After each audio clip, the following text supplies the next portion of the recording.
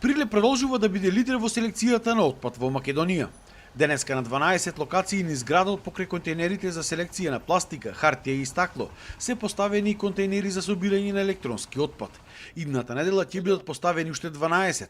Контейнерите се наоѓаат на лесно пристапни локации на главните градски улици, каде граѓаните може да дојдат со возила и да го остават отпадот. Станува збор за отпад кој што е помеѓу најштетните за животната средина. Овој отпад содржи штетни материи, олово, кадмиум и други, кои треба да бидат одделени од сиот оној комунален отпад кој го депонираат граѓаните во контейнерите и во кантите за смет.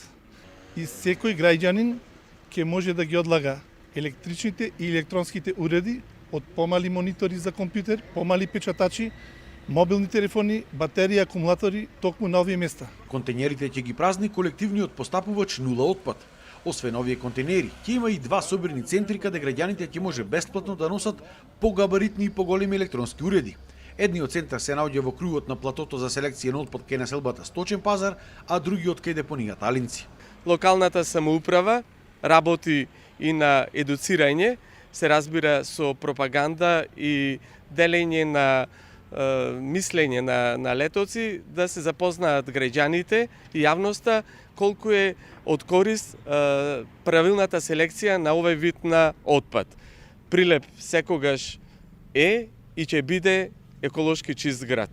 Инаку Прилеп со околу 1000 тони селектирана пластика и хартија на годишно ниво е лидер во селекцијата на отпадот во Македонија. Прилеп селектира 40% од вкупниот селектиран отпад во државава, вклучувајќи го тука и Скопје. А во градот и 16 други населени места, секое семејство во посебни канти ја селектира хартијата и пластиката.